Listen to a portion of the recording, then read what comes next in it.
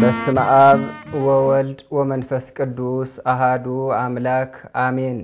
ክርስቶስ ተንሥአ እሙታን በአብይ ኃይል ወስልጣን አሰሮ ለሰይጣን አግዓዞ ለአዳም ሰላም እምይእዜሰ ኮነ ፍስሐ ወሰላም። ዝተኸበርኩም ናይ እግዚአብሔር ቤተሰብ እንኳዕ ለጎይታናን ንመድኃኒትናን ንኢየሱስ ክርስቶስ በዓል ትንሣኤን በዓል ዳግማይ ትንሣኤን በሰላም አብጽሐኩም። كم እግዚአብሔር አምላኽና ቅዱስ ፍቃድ እግዚአብሔር ዘምህረና ናይ ትምህርትና አርእስቲ መንግስተ ሰማያት ክትወርሱ ንዑ ብዝብል ክንመሃሪና ናይ እግዚአብሔር ቤተሰብ እግዚአብሔር አምላኽና ነነቢያት ነሐዋርያት ንሊቃውንቲ ምስጢሩ ዝገለጸሎም ንዓናውን ይግለጸልና። እዙ አርእስቲ እዚ ዝመረጽናሉ ምኽንያት ከም ዝፍለጥ ቅድስት ቤተ ክርስቲያንና ኩሉ ስርዓታ ሰማያዊ ስርዓት ይዘለዋ። ስለዚህ ድሕሪ ትንሣኤ ዘለው 50 መዓልትታት ናይ መንግስተ ሰማያት መዘከርታ ወይ ከዓ ንመንግስተ ሰማያት ምሳሌታት ዝኾኑ እዮም። ከም ሓደ መዓልቲ እየን ዝቁፀረ 50 መዓልቲ። ስለዚህ ድሕሪ ትንሣኤ ዘለው ብዛዕባ ናይ መንግስተ ሰማያት ምሳሌታት እየን። ስለዚህ በዚ አርእስቲ እዚ ክንመሃሪና ናይ እግዚአብሔር ቤተሰብ መንግስተ ሰማያት ክትወርሱ ንዑ ይብል። ወንጌል ማቴዎስ ምዕራፍ 25 ቁጥሪ 34 ሙሉእ ቃሉ ካብ መጽሐፍ ቅዱስ ክንሪዮና። ማቴዎስ ወንጌል ምዕራፍ 25 ካብ ቁጥሪ 31 ጀሚሩ ከምዚ ይብል። ወዲ ሰብ ምስ ኩሎም ቅዱሳን መላእኽቱ ብክብሩ ኣብ ዝመጸሉ ጊዜ ሽዑ ኣብ ዙፋን ክብሩ ክቅመጥ እዩ። ኩሎም አሕዛብ ድማ ኣብ ቅድሚኡ ክእከቡ እዮም። ጓሳ ነባጊዕ ካብ ኣጣል ከም ዝፈሊ ከምኡ ከዓ ንሱ በብወገኖም ክፈልዮም እዩ። ነባጊዕ በየማኑ ነጣል ድማ ብጸጋሙ ከቐውም እዩ። ሽዑ እቲ ንጉስ በየማኑ ንዘለው ኣቱም ናይ ኣቦይ ብሩኻት ዓለም ካብ ዝፍጠር ጀሚሩ ዘተዳለወልኩም መንግስተ ሰማያት ክትወርሱ ንዑ። ዓለም ካብ ዝፍጠር ጀሚሩ ዘተዳለወልኩም መንግስተ ሰማያት ክትወርሱ ንዑ። ጠሜ ኣብሊዕኹምኒ ጸሜኤ ኣስቲኹምኒ ጋሻ ኮይነ ተቐቢልኩምኒ ዓሪቐ ኸዲንኩምኒ ሓሚመ በጽሕኹምኒ ተኣሲረ ናባይ መጺኹም ጠይቅኩምኒ ኢኹም እሞ ክብሎም እዩ።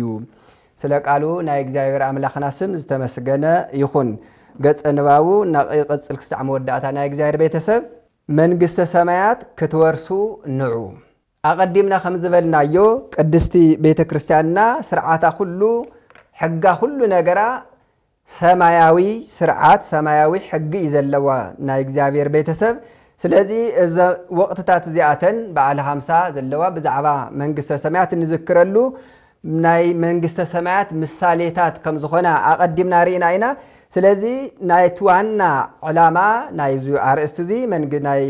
መንግስተ ሰማያት ዝብል ዋና አድህቦ ጌርና እንመሃሮ ትምህርትና ኮይኑ ብዛዕባ መንግስተ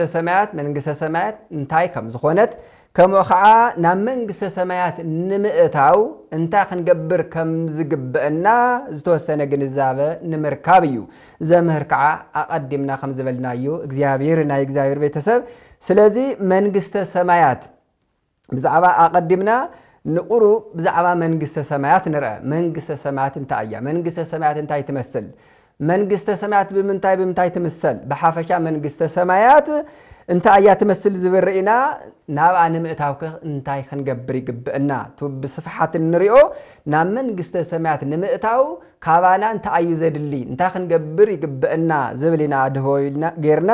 እንሪኢ ናይ እግዚአብሔር ቤተሰብ። ስለዚህ መንግስተ ሰማያት ብዙሕ ትርጉም ኣለዎ። ቅዱስ አቦታትና ሊቃውንተ ቤተ ክርስቲያን ቅዱሳት መጽሐፍቲ ኣብ ቅዱሳት መጽሐፍቲ እውን ከም ዝተጻሓፈ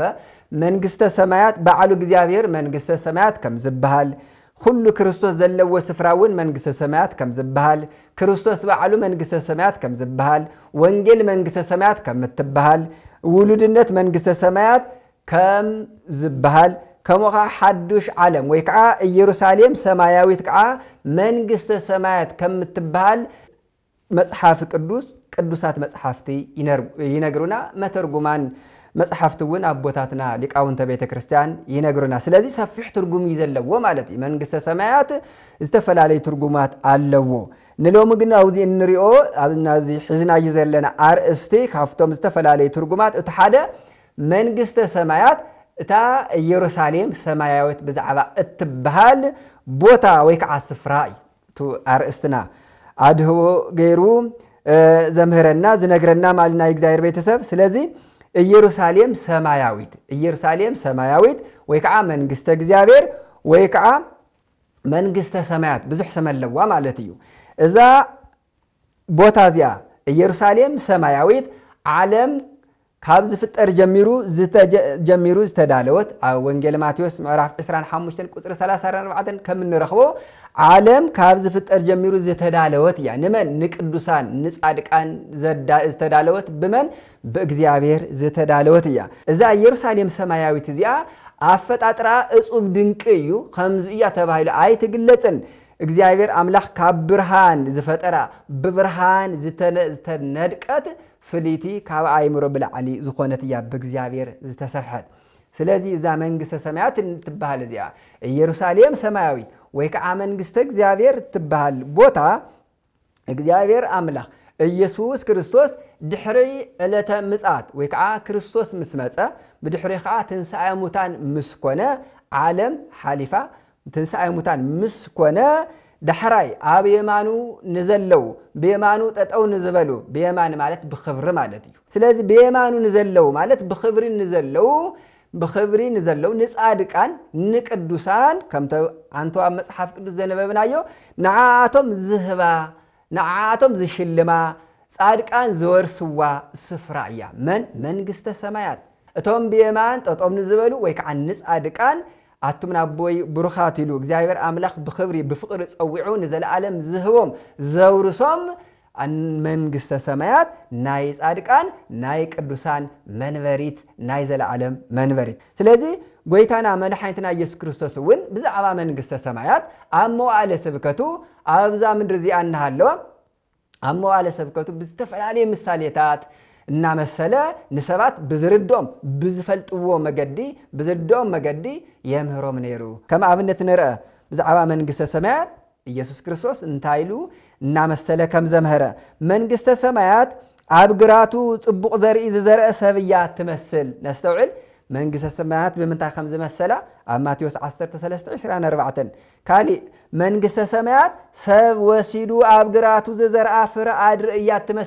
تمثل መንግስተ ሰማያት تمثل መንግስተ ሰማያት تمثل መንግስተ ሰማያት እናሉ እናበለ እግዚአብሔር አምላክና ኢየሱስ ክርስቶስ በብዙሕ መገዲ ይዘምሃረ خالق ምሳሌ መንግስተ ሰማያት ሰበይቲ ወሲዳ ሁሉ خصع ዝበኩዕ ኣብ ሰለስተ መስፈር ሕሩጭ ዘለወሰትሉ ማይ ብሕቅ ትመስል መንግስተ ሰማያት ኣብ ግራት ዝተሓበ ሃብቲ እሞ ሓደ ሰብ ምስረኸቦ ዝሓብኦ ካብኣ ተሓጉሱ ዝተልዓለ ከዓ خيد زلوا كل شيطان تاجرات زعدق تمثلنا ولا بمثاليات خميلو خمزة مهرنا استوعنا يجزاير بيتسب يغسل منقص السماوات كبر عنقي زدل لنا قاعد يسب مو حانت خبرت عنقي مسرخبه خيد زلوا كل شيطان نتا عنقي زعدقا تمثل يبل كم أول منقص السماوات أبحري تزرقحت እሞ ካብ ኩሉ ዓይነት አሳዘ አከበት መርበብ ትመስልና በለ በብዙሕ ምሳሌታት አምሂር እዩ መንግስተ ሰማያት ቀሪባ አያሞን ሰዓተውና በለ አምሂር እዩ ብዛዕባ መንግስተ ሰማያት በሰፊሐ አምሂር እዩ ናይ እግዚአብሔር ቤተሰብ ስለዚህ መንግስተ ሰማያት ግን ዋላኳ በምሳሌ ከምዚ ለአየምህር እምበር መንግስተ ሰማያት ግን ከመይ ዓይነት ከምዝኾነት አይትፍለጥን እያ ከምዚ እያ ተባሂሉ መንግስተ ሰማያት አይትግለጽን ንምንታይ በዓይንስ ስለ ዘይተርአየት بعيني አይተርአየትን በእዝንውን አይተሰምዐትን በሐሳብውን ማንንም ከሐሳብ አይخلን መንግስተ ሰማያት ከምዙ እያይሉ ዝፈልጥ ሰብ የለን ንምንታይ ገና ድሕር ዕለተ ምጽአት ያትፍለጥ መንግስተ ሰማያት ብዛዕባ ገነት ንምፍላጥ ኣብ ገነት ምእታው የድሊ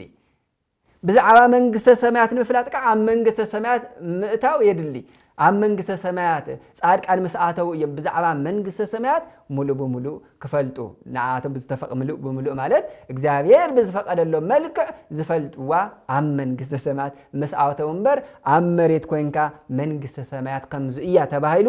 ኣይትፍለጥን እዚ ከዓ ቅዱስ ጳውሎስ ንሰብ ቆሮንቶስ ኣብ ቀዳማይ ቆሮንቶስ ምዕራፍ 2 ካብ ቁጥሪ 6 ክሳብ 10 ኣብ ዝለኣኸሎ መልእኽቲ ብግልጺ ተጻሒፉ ንረኽቦ መንግስተ ሰማያት كم زي تفلت خم زي يبل عيني زي رأيو إذني زي سمعو لب سبوين زي حاسبو اجزيابير نتوم زفتو زد على ولوم نمن نتوم زفتو زد على ولوم زفتو زتوحلو نمن يوم نستهزأتو سبات نجزيابير يفتو ويبال نايجزيابير تأزاز حلو سبات نجزيابير زفتو ويبال زقوربو سبات نجزيابير زفتو ويبال زمصوتو سبات نجزيابير زفتو ويبال سنة مغبار سناي ግብር ዘለዎም سبات نجزيابير زفتو ويبال ስለዚህ ብዙ መለክዓታት አለው ስለዚህ ነቶም ዝፈትዎ ዘዳለወሎም መንያ በአይኔ ዘይተርአየት በእዝኔ ዘይተሰምዓት ልብው ሰብውን ዘይሐሰበይሉ መንግስተ ሰማያት ገሊጽዋሉና እግዚአብሔር ቤተሰብ ስለዚህ ኣብ መንግስተ ሰማያት ከምዚ እንድሕር ኮይና በሐፂሩ ኣብ መንግስተ ሰማያት እንታይ የለን መከራ የለን ኣብ መንግስተ ሰማያት ጭንቅ የለን ኣብ መንግስተ ሰማያት ሐዘን የለን ኣብ መንግስተ ሰማያት ስግደት ጾም ዝባሃል የለን ነዚ ይውን ቅድስት ቤተ ክርስቲያንና እታ ሰማያዊ ስርዓት ዘለዋ ቅድስት ቤተ ክርስቲያንና ድሕሪ ትንሳኤ ዘለዋ መዓልተታት በዓለ 50 ናይ ምንታይ ምሳሌ ኢላ ተምህረና ናይ መንግስተ ሰማያት ምሳሌ ንምንታይ ድሕሪ ትንሳኤ ሙታን ምስተሱ ናብ መንግስተ ሰማያት ምስኣተው ኣብ መንግስተ ሰማያት እንታይ የለን ኣይጾሙን ኣብ መንግስተ ሰማያት ኣይሰግዱን ኣብ መንግስተ ሰማያት ኣይሐዝኑን ሐዘን ዝባየለን ሓጎስ ጥራሕዩ እንታይ ዓይነት ሓጎስ መንፈሳዊ ሓጎስ ኣነባብሮም ከም ቅዱሳን መላእኽቲ ኢየሱስ ክርስቶስ ከም ዘምሃረና መጽሐፍ ቅዱስ ከም ዘሎን ከም ቅዱሳን መላእኽቲ እዮም ኣነባብሮም ዝኾኑ ናይ ቅዱሳን መላእኽቲ ኣነባብራ እንታይ ተባይሉ በምስጋና ንእግዚአብሔር እናመስገኑ እዮም ዝነብሩ ቅዱስ ቅዱስ ቅዱስ እናበሉ እዚ ምስጋና እዚ እናስተማቀሩ እዮም ዝነብሩ ቅዱሳን መላእኽቲ ስለዚህ ድሕር ዕለተ ምጽአት ጻድቃንውን ቅዱሳንውን ኣብ መንግስተ ሰማያት ምስኣተው ከምዚ እዮም ዝኾኑ እምበር ሐዘን ባጭንቅ ዝባሃል የለን ቅዱስ ዮሐንስ አፈወርቅውን ብዛዕባ መንግስተ ሰማያት ከምዚ ይብል ነስተውዕል ሊቅ ቅዱስ ዮሐንስ አፈወርቅ መንግስተ ሰማያት ከመገይሩ ከምዚ ገለጻ ንረአ ብኩሉ ስራሕ ፍቅርን ሓድነትን ካብ ልቢ ዝኾነ ፍጹም ተድላን ሓጎስን ድኻም ዘይብላ ሓይሊ محداس ناي نفسن سجان لبنان حلفت أبزي بالله منجست سمايات حلفت أبزي بالله منجست سمايات زلا على ما وهيوت زركبا إياد أمبر نستوعبنا إجزاير بيتسب حلفت أبزي بالله منجست سمايات زلا على ما وهيوت زركبا إياد أمبر مكرا حزن دخام شجر كنئي صلئي كمتا حمامن موتن زي بالله بوتا ايا من منجست السماوات ريكم دو ابوتاتنا ونز مستير زيون كيلم زي دخام يله شجر يله صل يله قيمتا يله ግልጽ ገይሩ አብራሪልናል አምሂሩና ለቅዱስ ዮሐንስ አፈወርቅ በዛዕባ መንግስተ ሰማያት ትሕት ኢሉ እዚ ኣብ ሃይማኖት አበው ዮሐንስ አፈወርቅ ምዕራፍ 65 ቁጽሪ 28 ይዝርከብ ትሕት ኢሉ ከዓ በዛዕባ መንግስተ ሰማያት ከም ዝግባእ መሲሉ ክዛረብ ዝከኣሎ ፍጹም የለን መንግስተ ሰማያት ከምዙ እያ ኢሉ ዝዛረብ ሰብ የለን ፍጹም ኣብኡ ምንባር ንፈቱ ኢና ሽዑ ከዓ ኢና ንፈልጦ መዓዝ ኣብ መንግስተ ሰማያት መስኣተና ኢና ንፈልጦ እምበር ብዛዕባ መንግስተ ሰማያት ከምዙ እያ ኢልና ምብራራይ ንኽእልን ቅዱስ ዮሐንስ አፈወርቅ ስለዚህ በሓፂሩ መንግስተ ሰማያት ስለዘይትፍለጥ خمز يتبهايلو سلازي يجلس نتعاموت زأكل بحاصيرو ازي خبلنا ناي منجس سمايات نمئتاو زلعلماوي هيوت نمركاب انتاي نغبر تمأسري ازيو نام منجس سمايات نمئتاو انتاي نغبر نحنا نام منجس سمايات نخنقاتو زلعلما هيوت نخنركب انتاي نغبر بحاصير خنرينا قداماي ሃይማኖት ወይ ከዓ እምነት ናይ ግድን ክህልወና ይግባእ ናይ እግዚአብሔር ቤተሰብ ናይ ሃይማኖት ናይ ወይ ከዓ ናይ እምነት ትርጉም ሰፊሕ እዩ በሐጽር ግን ንህልብ ናይ እግዚአብሔር ህልውና ክንአምን ይግባእና ብናይ ስላሴ ሓድነትን ሰለስነትን ክንአምን ይግባእና በወልድ በኢየሱስ ክርስቶስ ክንአምን ይግባእና እንታይ ይብል መጽሐፍ ቅዱስ እቲ በወልድ ዘአምን ናይ ዘላለም ህይወት አለው እቲ በወልድ ዘያምን ግና ቁጣ እግዚአብሔር ዳ አብልዕሉ ይነብር እንበር ንናይ ዘላለም ህይወት አይሪአንዩ ይብል ዮሐንስ 3:36 ስለዚህ ናይ ዘላለም ህይወት ምን ተንረክብ ብዛዕባ ኢየሱስ ክርስቶስ ካብ ጽንሰቱ ጀሚርካ ክሻዕ እርገቱ ክሻዕ ለተምጻት ዘሎ ብዛዕባ ናይ ኢየሱስ ክርስቶስ ዘሎ አስተምሮታት ከንአምን ይግበአና እዩ ስለዚህ ሃይማኖት ወይ ከዓ እምነት በሐጽሩ ዚምበር ሰፊሕ ናይ በዓል ስለዝኾነ ስለዚህ ሃይማኖት ወይ ከዓ እምነት ምርጫ አንተ ይኾነስ ናይ ግድን እዩ ናምንታይ ናበይና ንምእታው ናብ መንግስተ ሰማያት ንምእታው ካልአይ ጥምቀት ናይ ግድን አድላይ ጥምቀት ኣብ 40 መዓልትን ኣብ 80 መዓልትን ኣወዳት 40 መዓልቲ ኣጓላት ከዓ አንስት ከዓ ኣብ 80 መዓልትን ንጥምቆ ጥምቀት ማለት እዩ ስለዚህ ጥምቀት ናይ ስላሴ ውሉድነት ምርካብ ናይ ግድን እዩ ማለት እዩ በጥምቀት ናይ ስላሴ ውሉድነት ዘይረኸበ ምን መንግስተ ሰማያት يترفد مأتاوسي آيرياني يمن مصحف ቅዱስ ናይ እግዚአብሔር ቤተሰብ ጎይታናን መድኃኒትናን ኢየሱስ ክርስቶስ ናይ ምሸተ መሃራይ ተባሂሉ ጽዋዕ ኒቆዲሞስ ብዛዕባ ምስጢረ ጥምቀት ኣብ ዘመሃሮ ትምህርቲ ከምዚ ይብል بحق ብለካ ኣለኹ ሰብ ካብ ማይን ካብ መንፈስ ቅዱስን እንተ ዘይተወሊዱ ናብ መንግስት እግዚአብሔር ከኣቱ ዝኽእል ከቶ የለን ዮሐንስ 3:5 ስለዚህ ካልአይ እንታዩ መለክዕ ተተባሂሉ ናብ መንግስተ ሰማያት ንምእታው ጥምቀት አድላይ እዩ ካብ አብራከ መንፈስ ቅዱስ ካብ ማህፀነ ዮርዳኖስ ተወሊድና ናይ ስላሴ ውሉድነት ምርካብ ናይ ግድን እዩ ማለት ናይ ግድን እዩ خالي ሳልሳይ ንስሐ ናይ እግዚአብሔር ቤተሰብ ኩላትና በመዓልቱ በሰዓቱ በስተፈላለየ ግዚያት ኃጢአት ንሰርሕ ካውዚ ንምድሓን እንተ አይና ክንገብር ዝግበአና ተተባሂሉ ንስሐ ናይ ግድን እዩ ንስሐ ክንአት ይግበአና ካብ ኃጢአት ናብ ጽድቅ ክንስደድ ይግበአና ክንትንሳኤ ልቡና ክንትንስእ ይግበአና ቀድምና ንምንታይ እቲ ካልአይ ዝተባሃለ ሞት ንኸይረኽበና ቀዳማይ ትንሳኤ ልቡና ክንትስእ ይግበአና እዚ ከዓ ብምንታይ እዩ ብንስሐ መጽሐፍ ቅዱስ ከምዚ ይብል ምእንቲ ጽድቅ ዝስደዱ ብፁዓን እዮም መንግስተ ሰማያት ናታቶም እያሞ ነስተውዕል ምእንቲ ጽድቅ ምስዳድ ማለት ካብ ኃጢአት ናብ ጽድቂ ወይ ምስዳድ ካብ ናይ ኃጢአት ስራሕ ወይ ከዓ ዝተፈላይ ስጋዊ ስራሕቲ ከዓ ናይ ጽድቅ ስራሕቲ ንምስራሕ ከዓ ምስዳድ እናተባሃለ ይትርጎም ስለ ማቴዎስ 5 ቁጥር 10 ንስሐ ናይ ግድን እዩ ምን ምርጫ ይኹን ናይ እግዚአብሔር ቤተሰብ ኣብቲ ቀዳማይ ትንሳኤ ዕድል ዘለዎ ብፁዕን ቅዱስን እዩ እቲ ካልአይ ሞት ኣብዚኣቶም ስልጣን የብሉን ራእይ 20 ቁጥር 6 ገርም ናይ እግዚአብሔር ቤተሰብ ኣብ ራእይ 20 ቁጥር 6 ታይ ዝበለ ኣብቲ ቀዳማይ ትንሳኤ ዕድል ዘለዎ ብፁዕን ቅዱስን እዩ ምስ በለ እቲ ካልአይ ሞት ኣብዚኣቶም ስልጣን የብሉን ካልአይ ሞት መን እዩ አትምርጉማት ንሰይጣንን ንመላእክትን ናብ ዝተዳለወ ናብ ገሃነመ እሳት ኺዱ ዝብል እዚ ካልአይ ሞት እዩ ዘለዓለማዊ ዝኾነ ፍርዲ እዩ ብድሕሪኡ ካብ ገሃነመ እሳት ምውፃእ ዝባል ስለዘየለ ካብዚ ንምድሓን በለ አየናይ ዕድል ዘለዎ በለ ኣብቲ ቀዳማይ ትንሳኤ አየናይ ቀዳማይ ትንሳኤ በኃጢአት ካብ ዝሞተ ሰብነት በኃጢአት ዝሞተ ሰብነት ብንስሐ ክነተስኦ እንተለ ቀዳማይ ትንሳኤ ይባል እዚ ከዓ ማዕዚ ዝፍጸም ኣብ ህይወተ ስጋና ሃለና ኣብ ምድሪ ዝፍጸም እዩ ኣብ ምድሪ እንትስኦ ትንሳኤ እዩ ብምንታይ ብንስሐ ናብ መን ከይድና ናብ ካህናት አቦታትና ከይድና ስለዚህ ካልእ መለክዕ እንታይ እዩ ንስሐ ምእታው ናይ ግድን እዩ ንስሐ ናይ እንታይ ማለት ምሕጻሙና እንሕጸበሉ ማይ ቆይ ስለዚህ ብንስሐ ክንሕጸብ ይግበአና ናይ እግዚአብሔር ቤተሰብ ሓደ ሰብ ኢዱ ምስተሓጸበና በይ ዝኸይድ ተተባሂሉ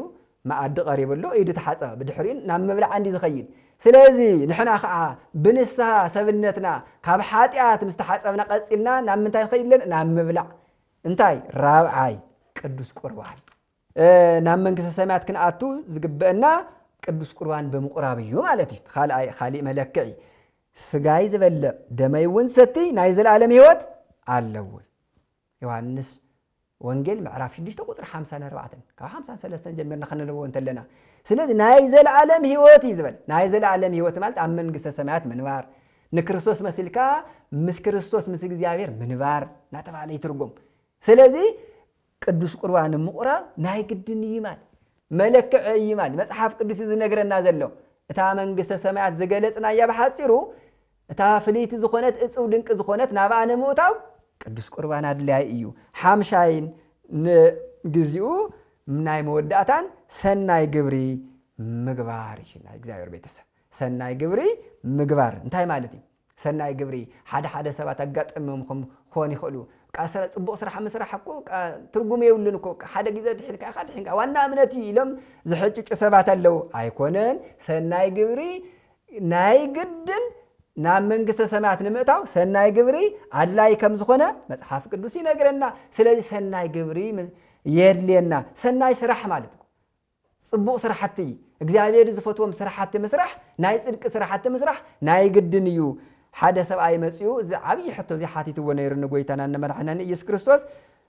ስለዚ እዚ ሕቶ እዚ ንሕና እውን ሓቶ ሕቶ እዩ ኢየሱስ ክርስቶስ ከዓመል ስመልስልይ ተመልስ ዓና ዝጠቅም መልስ እዩ እኖ ሓደ ሰብኣይ ናብኡ መጽኡ መምህር ናይ ዘለዓለም ህይወት ክወርስስ እንታይ ሰናይ ግብሪ ክገብር በሎ ትሕቱ ነስተውዕል ናይ እግዚአብሔር ቤተሰብ ናይ ዘለዓለም ህይወት ክወርስስ እንታይ ሰናይ ግብሪ ክገብር በሎ ሰናይ ግብሪ ምስራሕ ናይ ዘለዓለም ህይወት ከም ዘርክብ ፈሊጡሎ ስለዚ ግን ኣየነት እዮም እንታይ ክገብር ኢሉ ዝሓተተ ትሕቱ እንታይ ዝብል ኢየሱስ ከዓ ናብ ህይወት ከተኣቱ እንተደሊኻስ ትእዛዛቱ ሓሉ በሎ ወንጌል ማቴዎስ ምዕራፍ 19 ካብ 16 ክሳብ 17 ነስተውዕል ናብ ዘለዓለም ህይወት ንምእታውማ በአይ በኢየሱስ ክርስቶስ እንተ አሚንካ እኹል እዩ አይበሉንኩም ትእዛዛት ሓሉ እዩ ዝብል ትእዛዛት ናይ እግዚአብሔር ከዓ ብዙሓት እዩ ስለዚ ሰናይ ግብርታት ትእዛዝ ሰናይ ግብሪ እውን ካብቶም ትእዛዛት እቶም ሓደ እዮም እዚኣቶም ናይ እግዚአብሔር ቤተሰብ ስለዚ ናይ ግድን እዩ ማለት ሰናይ ግብሪ ናብ መንግስተ ሰማያት ናይ ዘለዓለም ህይወት ንምርካብ ሰናይ ግብሪ ምስራሕ የድል እዩ ነስተውዕል ኣብ ዕለተ ምጽአት ናብ መንግስተ ሰማያት እተው ዝብል ድምጽ ንምስማዕ እቶም ቅድመ ኹነታት እንታይ ተተባሂሎም ኢየሱስ ክርስቶስ ዝተዛረቦም ዘምሃሮም